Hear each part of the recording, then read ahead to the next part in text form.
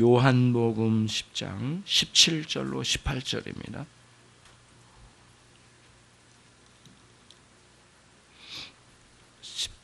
요한복음 10장 17절로 18절.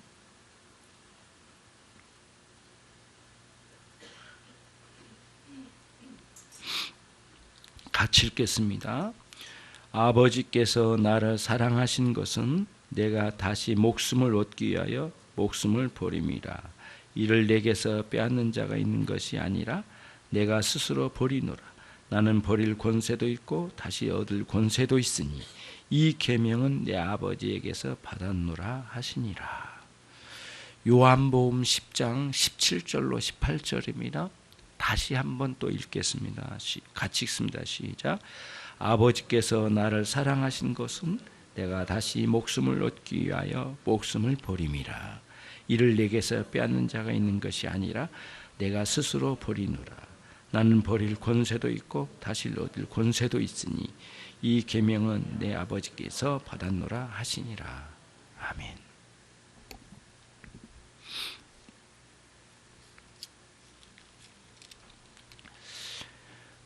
신앙과 교회란 주제로 계속 나가고 있습니다. 오늘은 이제 6번째 설교인데요. 말씀과 같이 양을 위하여 목숨을 버리노라 라는 주제입니다. 1절로 6절까지는 주님께서 일반적인 목자와 양의 관계를 말씀해 주셨습니다. 이리 말씀해 주셔도 사람들이 알아듣지 못하여 고민에 빠졌는데 이 문제를 잘 해결해 주시기 위해서 7절부터 18절까지 진정한 목자와 양의 관계를 비유로 예수님께서 우리에게 누구신가를 말씀해 주시려고 오늘 말씀을 쭉 이어가고 계신 내용이에요. 그래서 선한 목자에 관련된 말씀은 오늘 이 말씀으로 끝을 맺으려고 합니다.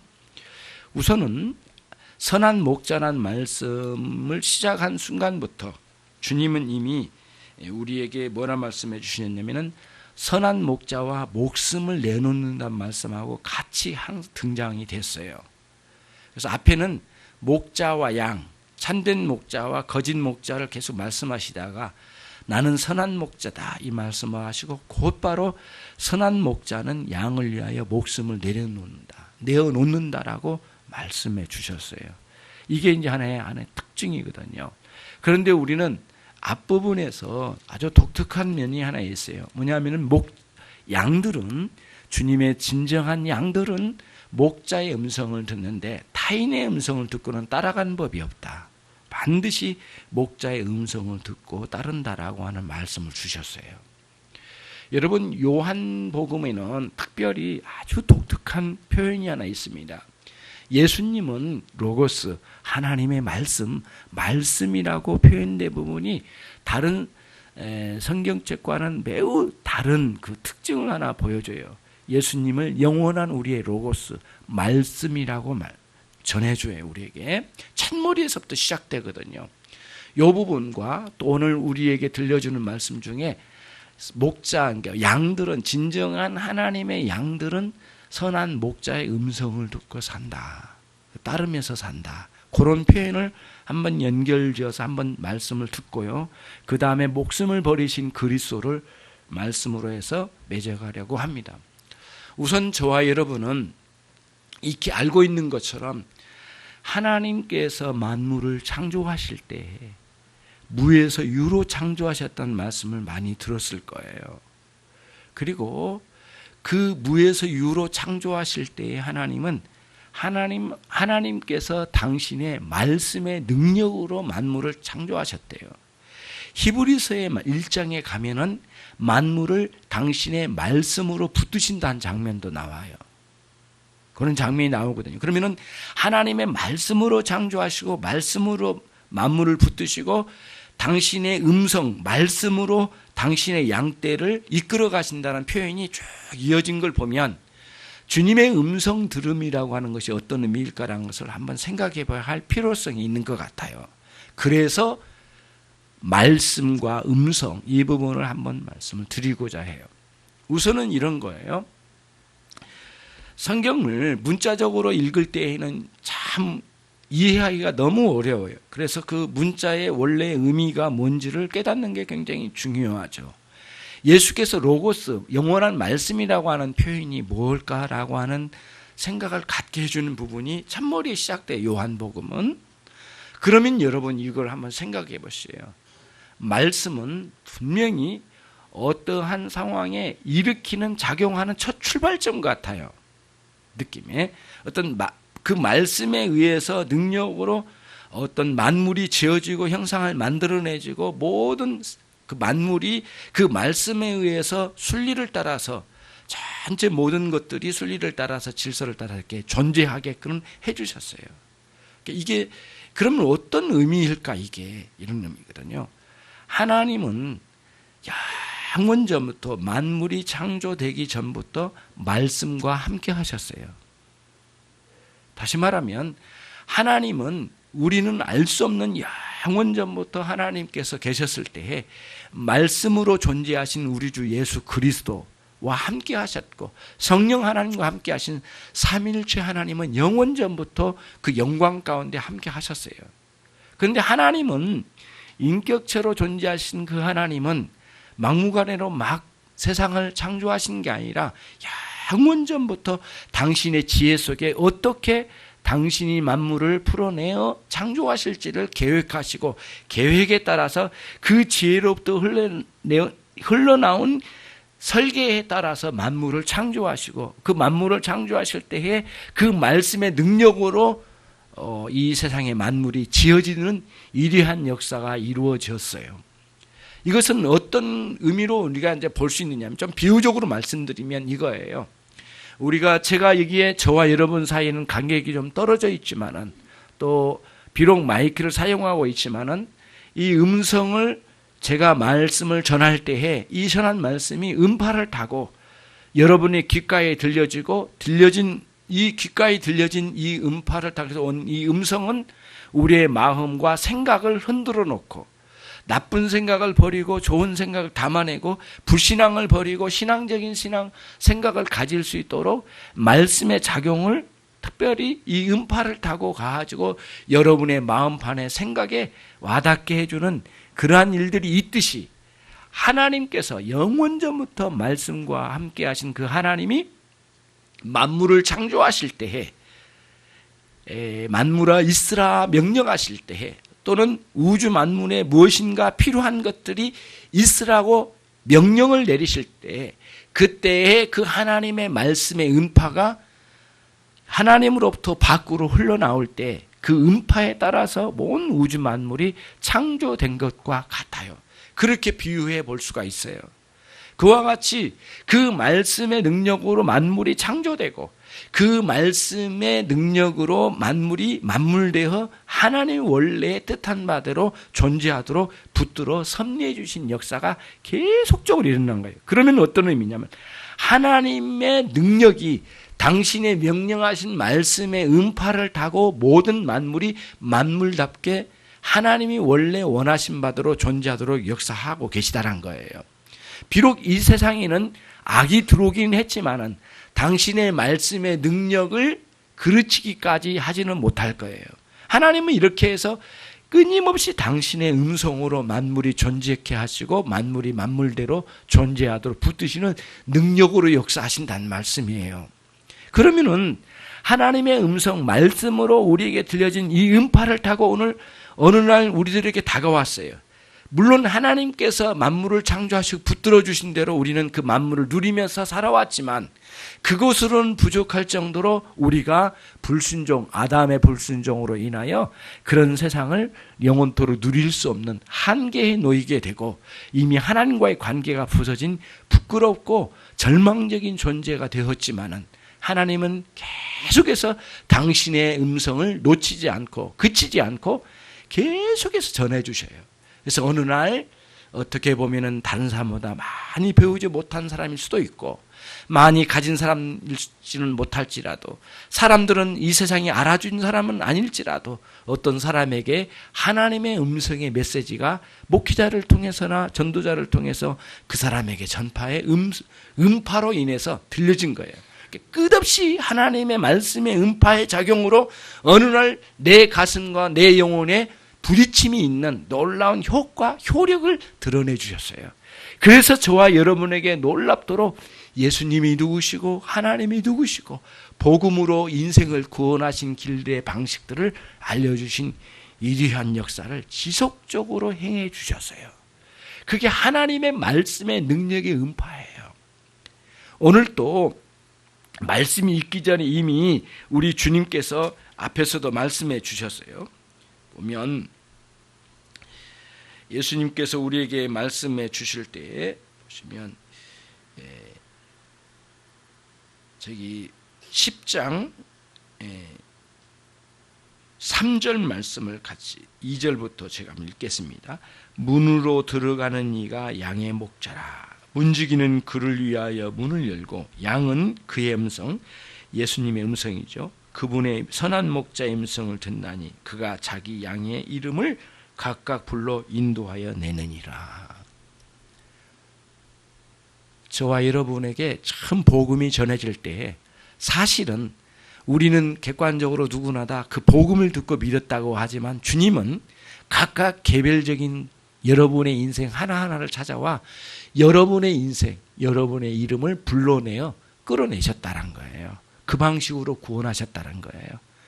영원하신 하나님의 로고스의 음파를 타고 우리에게 복음이 전해졌고 그 음파는 우리 위에서 막히지 않고 뚫고 들어와 놀랍도록 돌덩이같이 굳어있는 우리의 마음을 녹여내리시고 우리로 하여금 그 음성을 듣게 하시고 들은 음성을 신뢰하고 그분 앞에 그 말씀 앞에 무릎을 꿇게 만드는 놀라운 효력을 발생시켜 주신 거예요. 그러니까 우리는 들려주는 목회자의 음성이나 또는 들려주는 전도자의 음성 자체로만 들을 때는 참으로 알 길이 없지만은 성령께서 그 음성을 들어 우리의 마음에 이렇게 딱 달라붙게 하시는 위대한 역사를 허락해 주시고 이해해 주시고 우리의 영혼을 깨워주시는 방식으로 우리로 하여금 그 음성의 음파에 우리가 놀랍도록 반응을 일으키는 그리하여 회심의 역사를 경험케 하는 위대한 일들이 우리 안에 일어나게 된 것이에요. 그게 바로 각각의 영혼들 양들을 향하여 부르는 목자처럼 각각의 인생에 찾아와 여러 가지 상황 속에 우리의 이름을 불러 직접 불러내셨다는 거예요. 그런 부르심이거든요. 우리는 우리 발걸음으로 교회를 찾아왔지만 주님은 아니에요. 이미 그 전에 우리를 이미 찾아와 우리의 음성으로 들려주시고 우리의 이름을 불러 드러내주신 게 불러들이신 거죠. 그로 인해서 놀랍도록 구원의 은총이라는 역사가 우리 안에 일어나게 된 것이에요. 이런 원리로 주님은 우리를 구원해 주셨다는 거예요. 그런데 주님이 보시고 유대인들이 보기에 12제자들이 보기에 주변에 많은 쉽게 목격할 수 있는 일들이 있는데 그것이 무엇이냐 다른 게 아니에요. 뭐냐면은 양떼를 치고 있는 목자들을 보았어요. 그리고 목자가 하는 모습이 너무너무 주님이 하신 모습과 너무 영적인 주님의 일하심과 너무 흡사한 모습을 주님께서 보셨던 모양이에요.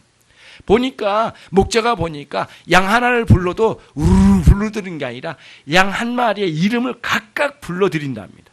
불러드려서 그러면은 그 양은 자신의 주인의 음성이 정말 내 주인의 음성인지를 알아차리고 그 음성을 따라온답니다.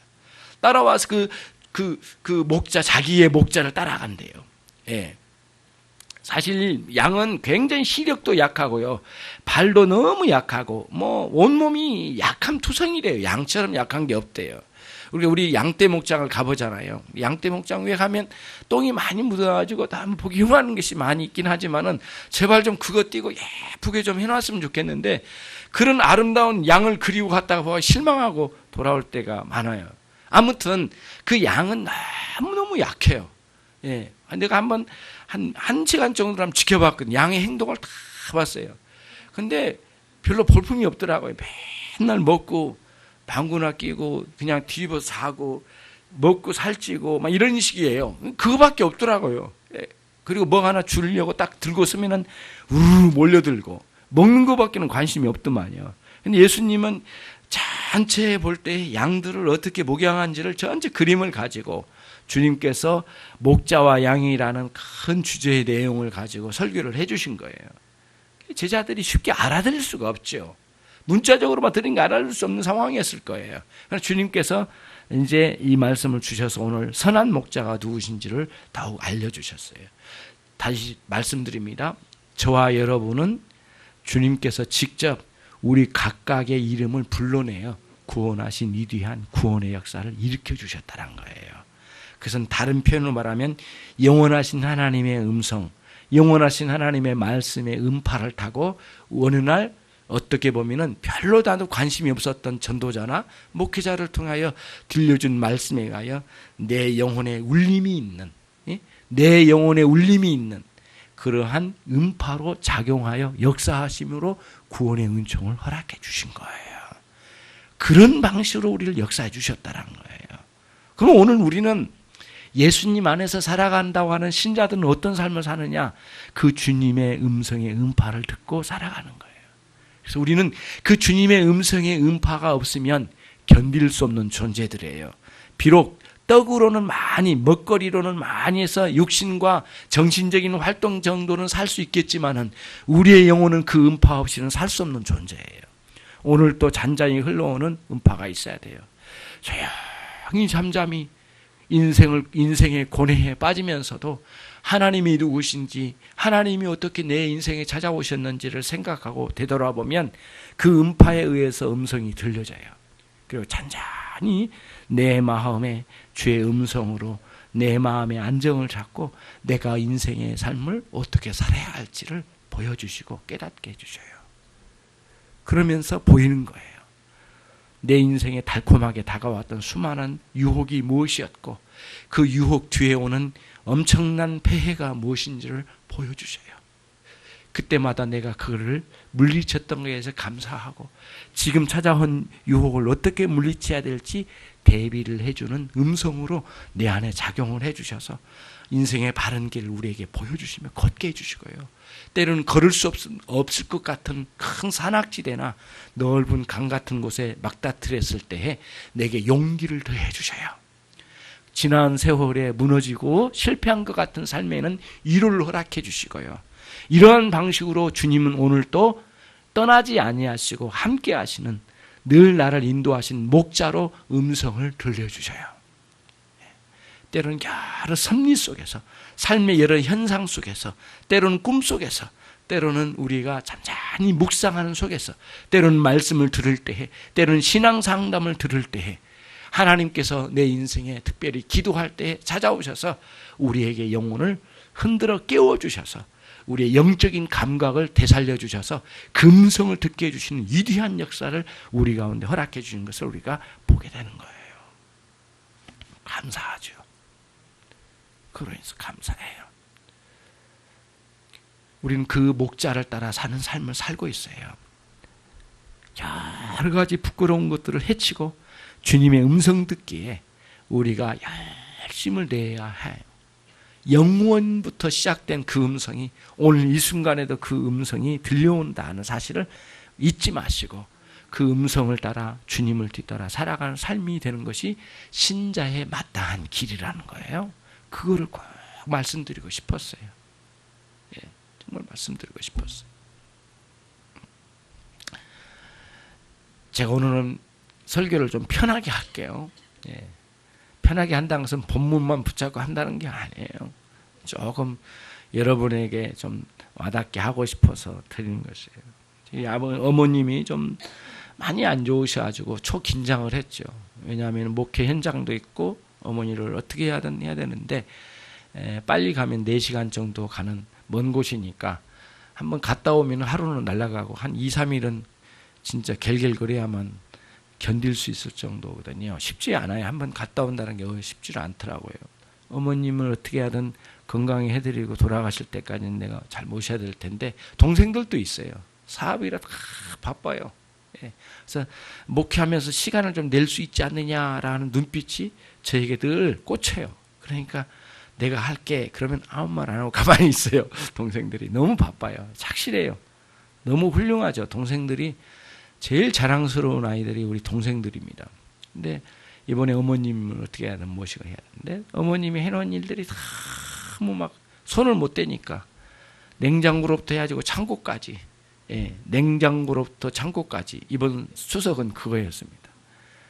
열심으로 아침 6시부터 밤 11시까지 막 치우고 그랬거든요. 완전히 녹초가 됐는데, 그러면서 어머니 건강을 챙기기 위해서 어떻게 해야 되는 치료를 받아야 될 방도를 찾아내고, 이웃집에 가서 그 수술하신 분 만나가지고 또 방식을 알아내고 다 해서 공부까지 해가지고 다 이제 스터디 해가지고 어머니 모시고 얼마나 노곤노곤한지 너무 피곤하죠.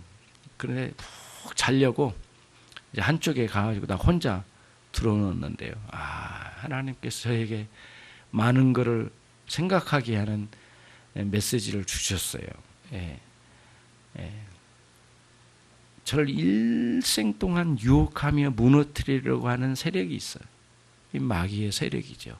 어둠의 세력이죠. 제가 알아요. 그리고 어떻게 공격해 온다는 것을 알고 있거든요. 저에게 왔어요. 꿈속에서 왔어요. 그래가지고 준성아, 내가 너에게 잘해줄 테니까 나와 함께 하자. 내가 너에게 부귀영화를 다 주겠다. 함께 하자.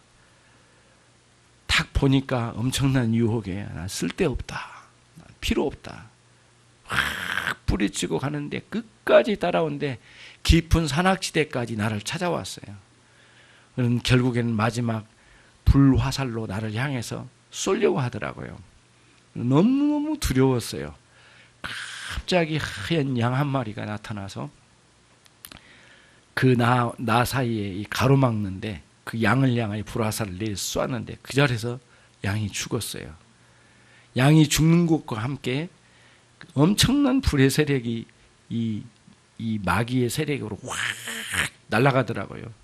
그 다음에 나를 향하여 화살을 돌렸는데 화살이 아니라 화살 끝에 큰 불덩어리가 보이더라고요. 엄청난 두려워서 떨고 있는데 불화살이 우악 날아가 나를 정통으로 맞췄어요. 나는 죽은 모양이라고는 꿈속에서 내가 쓰러져가고 죽었어요. 근데 죽지 않고 내가 살아있네요. 봤더니 이 불이 다시 거꾸로 돌아가가지고는 마귀의 세력을 덮쳐가지고 완전히 양상한 뼈대만 남는 거예요. 그러면 제가 꿈에서 일어난 게 밤 1시. 그때부터 기도하기 시작했어요. 하나님, 제가 목회자라서 꿈 이야기만 해서는 되겠습니까? 이게 꿈이 뭡니까? 이게.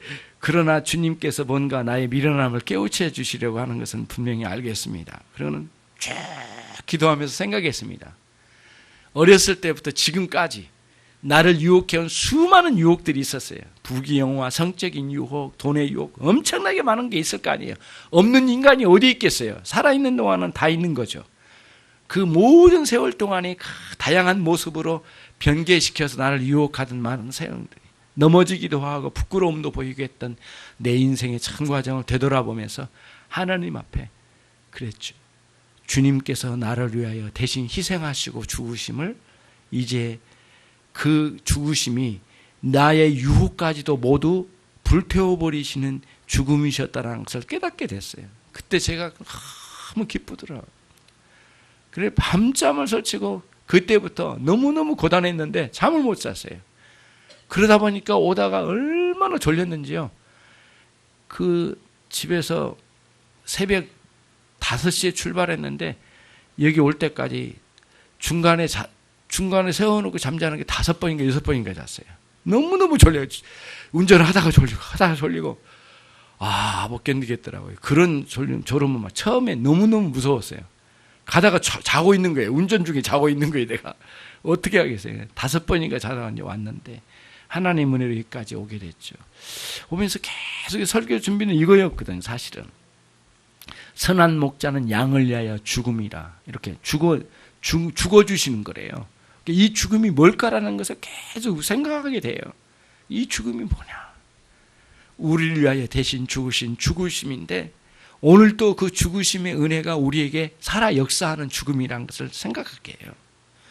저는 양의 죽음이 그냥 별거 아닌 것처럼 처음에는 이게 뭔가 했지만은 나중에 쭉 생각해 보니까 그리스도께서 나를 위하여 대신 죽으심의 죽음의 원리를 깨닫게 됐어요. 왜 예수님은 여기에 선한 목자라고 하고 선한 목자라고 하면서 곧바로 선한 목자는 양을 위하여 죽는다는 말씀을 갑자기 꺼냈을까라는 문제를 생각해 보기로 했어요. 앞뒤 문맥이 잘 안 맞아요. 솔직히 목자들은 목숨을 내어놓고 양을 구하는 건 하지만 목숨을 내어놓는다는 것은 없거든요. 목자가 죽어버리면 어떻게 합니까? 목자가 죽으면 양떼는 어떻게 하란 말이에요. 그런데 여기서도 주님께서 선한 목자인 당신 자신은 목숨을 내어놓는다고 이렇게 말씀했는데, 목숨을 내어놓는 정신으로 내가 너희를 살피겠다 그런 뜻도 아니에요. 목숨을 내놓겠다는 말씀이에요. 이게 뭘까? 예수님 당신 자신 때문에 목숨을 내놓는 것은 아니거든요. 당신 자신을 위해서 뭔가 내놓으신 목숨은 아니에요. 우리를 위해서 목숨을 내놓는 건데, 그 목숨 내놓는 이유가 뭘까라고 하는 것은 전체 복음에서 이미 알려줬어요. 반드시 죽으리라 라고 하는 게 창세기 3장에 있는 선악과를 범한 인생들을 향하여 분명하게 약속하신 말씀이에요. 이 선악과를 범한 자들에게는 반드시 정령 죽으리라 라는 말씀을 주셨는데, 그 죽음을 주님께서 죽으신 거예요. 선한 목자인 예수님은 영원전부터 영원까지 우리의 목자이신데, 너는 반드시 죽으리라고 하는 그 죽음을 대신 죽으시려고 여기에 선한 목자로 오신 거예요. 선한 목자는 대충 디릭디릭 살이나 찌고 풀이나 뜯고 먹다가 그냥 죽어가고 남에게 가죽이나 벗겨주고 그냥 가는 양으로 그렇게 존재하도록 하기 위해서 목자로 오신 게 아니에요. 우리의 선한 목자는 우리를 길러서 잡아먹거나 뜯어먹거나 가죽을 벗겨서 팔아먹거나 그런 목자가 아니에요. 영원히 우리를 살리시기 위한 선한 목자로 오셨대요. 비록 목자와 양이란 구조로 비유를 말씀하셨지만 우리 주님은 우리를 살리시기 위해서 당신이 죽으신대요. 그래서 나는 목숨을 내어놓는 이유는 목숨을 다시 얻기 위하여 내가 내놓는다는 말씀을 하셔요. 다시 말하면, 그리고는 예수님은 목숨을 내놓을 권세도 있고 목숨을 다시 걷어낼 권세도 있다고 말씀하셨거든요. 그 권세는 당신 자신에게 있는 거예요. 내놓을 수도 있고 안 내놓을 수도 있고, 내어놓았지만 다시 생명을 찾을 수 있는 권세가 있으신 우리 주님이 우리를 위하여, 저와 여러분을 위하여, 예수님의 양떼를 위하여 목숨을 내놓는데요. 우리는 기독교 신앙의 핵심 부분으로 들어와 있어요. 우리를 위하여 목숨을 내놓으신 우리 주 예수 그리스도를 아는 것이 기독교 신앙의 핵심적인 요소예요. 만약에 아무리 신앙생활을 수십 년 수백 년을 했다 하더라도 그리스도께서 왜 우리를 위하여 목숨을 내놓으시는지를 알지 못하면 사실은 그건 신앙이 아니에요. 기독교와 상관이 없어요. 불교에서는요, 석가모니를 제거해도 불교는 살아있답니다. 예. 석가모니 없어도 불교는 있어요. 다 자기 도를 닦아 사는 거죠.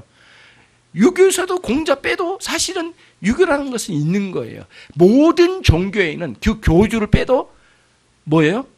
그게 있어요. 무슨 말인지 아시겠어요? 어떤 분이 저에게 이런 말을 하더라고요.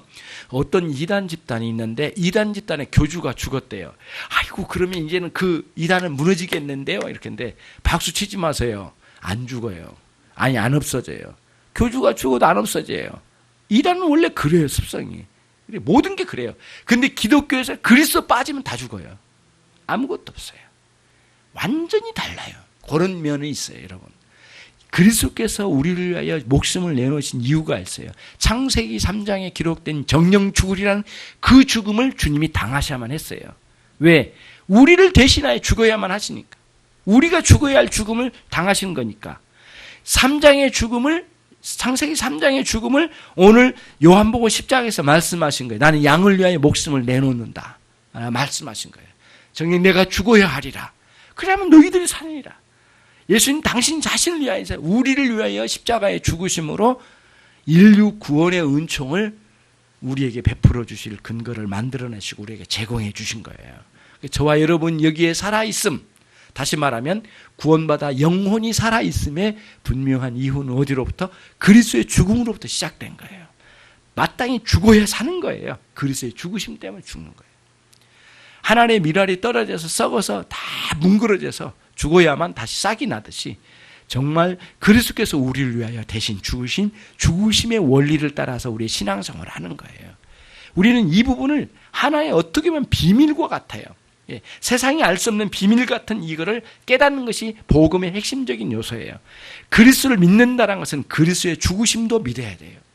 그리스도를 믿는다는 것은 왜 죽으셨는지를 알아야 돼요. 그럼 왜 죽었느냐, 그 내용 중에 답이 뭐예요? 우리의 죽음이에요. 우리의 죽음 때문에 주님께서 우리를 위하여 대신 죽으셨다는 말씀을 해주고 계신 거예요. 적당히 아름다운 선한 목자의 그림만 그려서는 안 돼요. 선한 목자는 피 튀기는 그 영적 전투의 현장으로 주님 들어오셔요. 그 피 튀기는 골고다 언덕으로 주님 당신 자신을 직접 내보내신 장면을 보게 돼요. 여러 번 사람들이 죽이려고 덤벼들었다면 이때는 아니라고 말씀하셨어요. 단순히 그냥 돌에 맞아 사람들의 돌에 맞아 죽는 죽음의 원리가 아니라 나무에 달린 자마다 정령 저주를 받은 자니라고 하는 민수기 21장 23절의 말씀처럼 우리의 저주를 거두어 가신 방식으로 죽으셨다는 게 예수님의 죽으심의 원리예요. 선한 목자는 저와 여러분의 모든 저주를 거두어 가신 목자이세요. 그 목자이세요. 선한 목자는 대충 잘 먹이고 잘 키워서 팔아먹는 목자가 아니에요. 우리 선한 목자는 영원한 목자이신데 죽음에서 우리를 건지시는 목자이세요. 죽음에서 우리를 건지신 목자예요. 이스라엘의 목자는 두 개를 들고 있답니다. 지팡이와 막대기랍니다. 막대기는 뭐냐면 사나운 짐승들을 물리칠 때 쓴답니다. 지팡이는요, 끝에가 이렇게 꼬부러 있어요. 끝에가 이렇게 구부러져 있어요. 그래가지고 그 지팡이로 저 난간 끝에 벼랑 끝에 걸려있는 가시덤불에 헤매이다가 벼랑 끝에 걸려있는 양을 긴 지팡이로 내밀어가지고 쭉쭉 밀어가지고 양의 옆구리에 탁 걸친답니다. 그래서 끌어올린답니다.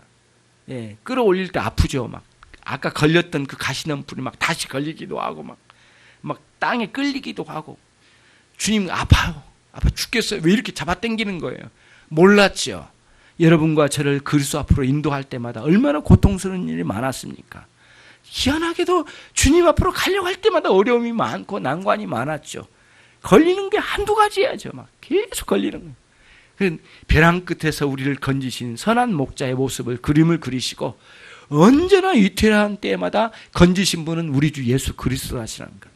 선한 목자의 그 지팡이에 걸려서 끌려 올라가고 있는 상황을 여러분들이 연상하시면서 감사하면서 영원한 선한 목자이신 그분의 인도를 따라 그 음성을 들으며 살아가는 삶이 되기를 원해요. 음성이라고 해서 대충 듣는 것은 아니잖아요.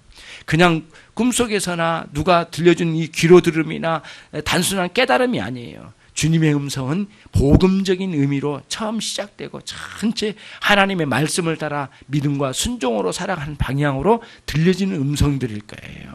잔잔히 마음에 울림이 있는 하나님의 말씀을 따라 살아가는 예수 그리스도의 양떼들이 모두 되시기를 바랍니다. 두 가지 말씀을 전했습니다. 첫 번째는 음성을 들으며 살아가는 삶의 원리를 하나 말씀드렸고, 두 번째는 우리를 위하여 십자가에 죽으신 예수 그리스도의 죽으심의 원리를 따라서 생각하고 그 복음의 원리를 따라서 우리의 삶이 어떻게 시작되고 진행되는지를 알면서 따라가는 삶을 살아야 된다는 것을 말씀드린 거예요. 선한 목자이신 우리 주님을 따르는 여러분의 삶이 되시기를 바랍니다. 여러 상황이 있을 거예요. 주변에 보니까 이번에도 가보니까 이 집, 저 집, 이웃집마다 상황들이 참 다양하고 여러 상황들이 있습니다. 참 위태로운 상황에 있는 사람도 있고요. 또 저희 집사람이 또 이게 이제 의료 저기까지는 된지는 모르겠지만 한 사람이 급체해가지고 이게 그 광란이 나온가 이게 있잖아요. 막 그 체해가지고 완전히 죽어간 사람을 우리 박성호 사모가 살려가지고 이번에 막 사람들에게 막 우와 뭐 의사인 줄 알았어요. 그래가지고 저도 와 했습니다. 거의 죽어가는 사람 온몸을 다 따가지고 피를 쏟아내니까 막 살더라고요. 예. 여러분과 제가 위태한 곳에서 건지시는 우리 주 예수 그리스도의 은혜를 따라 사는 삶을 잘 구가하면서 살 수 있는 여러분들이 되시고 이때일수록 주변에 돌아볼 계기가 된 것 같아요. 이렇게 살다 보면은 이웃집이고 다 잘 살겠지 이렇게 생각하지만은 이렇게 직접 만나고 대화를 해보면 참 어려움도 많고 위태로운 것도 많고 수많은 사람들이 있는데 여러분 주변에 모든 사람들이 그리스도의 음성을 듣고 돌아오기를 바라고 그 음성을 듣고 살아가는 우리들이 되기를 바랍니다. 이 시간 같이 기도하겠습니다.